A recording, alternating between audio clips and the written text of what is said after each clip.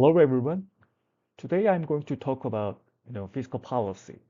In the last lecture, you learned about the federal budget, which are the foundation of federal fiscal policy. Now I will introduce the fiscal policy and how the policy affects economy using ASAD framework. Fiscal policy refers to the government's use of spending and taxation to influence the economy over time. In the United States, fiscal policy decisions are made jointly by Congress and the President. When the government increases spending or cuts taxes in order to stimulate the economy, we call this expansionary fiscal policy. When the government cuts spending or raises taxes to slow down the economy, we call this contractionary fiscal policy. Policymakers typically use fiscal policy to respond to recession, high unemployment, or inflation.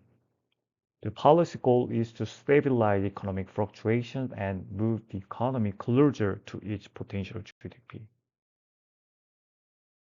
The fiscal policy affects the economy primarily through aggregate demand. Remember that the aggregate demand consists of consumption, investment, government spending, and net exports. Fiscal policy directly influences, government spending, which is one of the components of the aggregate demand. It also affects consumption because changes in taxes alter household disposable income. Investment may be affected indirectly if fiscal policy, influences interest rates. However, fiscal policy does not shift short-run aggregate supply or long-run aggregate supply curves. Its main channel of impact is through shifts in the aggregate demand curve. When the economy is in recession and output is below potential GDP, policymakers may implement expansionary fiscal policy to stimulate demand. This can be done either by cutting taxes or increasing government spending. Tax cuts raise the disposable income for households and increase profits for firms, encouraging more consumption and investment. Increased government spending directly inject demand into the economy through public projects or grants to state and local governments. In the ADAS framework, expansionary fiscal policy shift the aggregate demand curve to the right from 80 to 81 and moving the economy from an equilibrium E0 below potential GDP toward full employment output E1.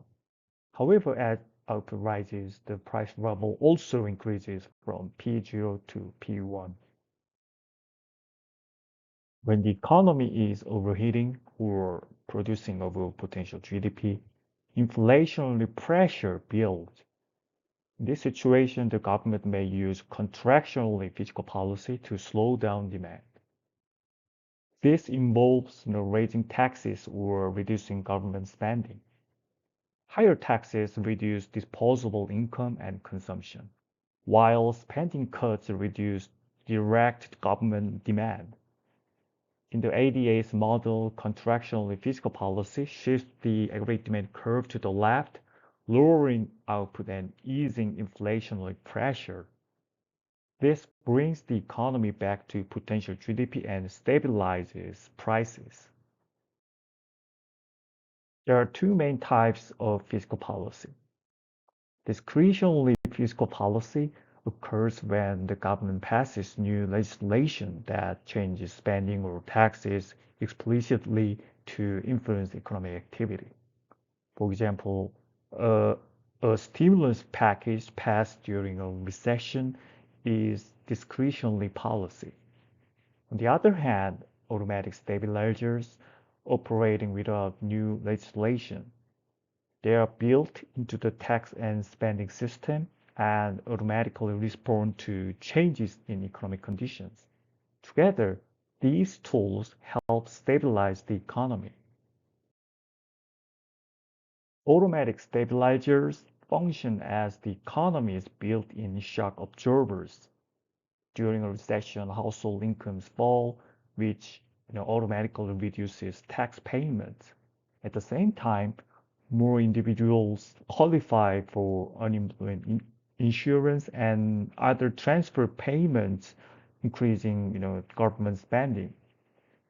These automatic responses help cushion the decline in aggregate demand without requiring new legislation. During economic booms, the opposite occurs. Higher incomes generate higher tax revenues and fewer people qualify for transfer payments, which restrains excessive growth. In this way, automatic stabilizers smooth out business cycle fluctuations. To better understand fiscal policy, economists distinguish between actual budget and the standardized employment budget. The standardized employment budget estimates what the deficit or surplus would be if the economy were operating at potential GDP.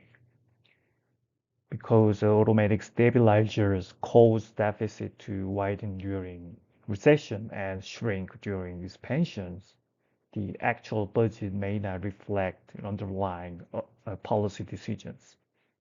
By comparing the actual budget to standardized budget, we can identify structural deficits, those caused by legislative choices rather than temporary economic downturns. When the economy is in recession, the actual budget deficit is usually larger than the standardized employment deficit. This happens because tax revenues fall and transfer payments rise automatically. The difference between the two measures represents the cost of automatic stabilizers.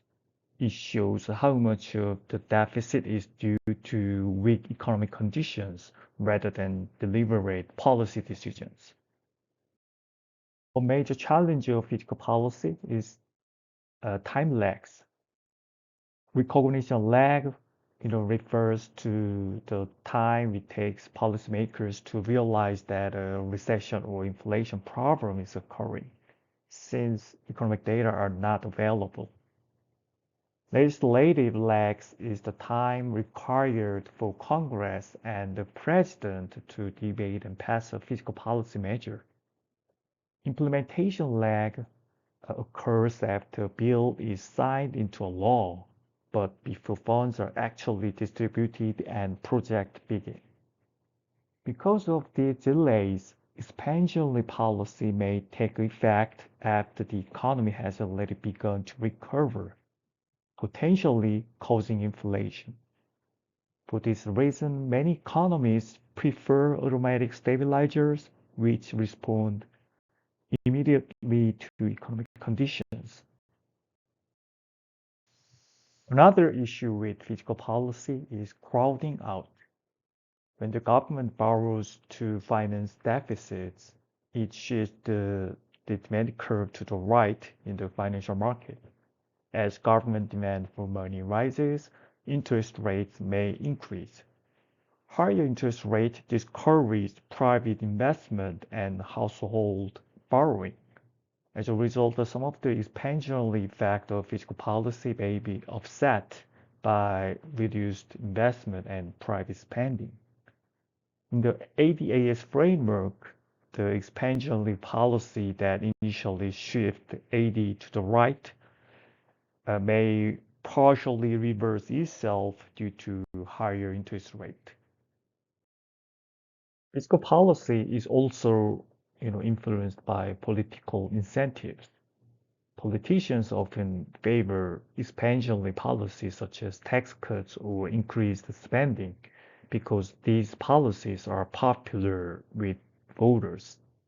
However, contractionary policies such as tax increases or spending cuts are politically difficult even when the economy is strong. Since politicians operate within short election cycles, they may focus on policies that generate immediate benefits rather than the long-term fiscal sustainability. As a result, governments may continue to run deficits even during economic expansions. Finally, we can ask whether government budgets should always be balanced. In the short run, economists expect deficit to increase during recession and decrease during booms due to automatic stabilizers. This fluctuation is normal and even desirable. In the long run, however, persistent large deficits may raise concerns about debt sustainability. At the same time, running deficits to finance long-term investments in infrastructure, education, and research may increase productivity and economic growth. Therefore, the question is not simply whether budgets should be balanced, but whether borrowing is used wisely. Thank you for watching.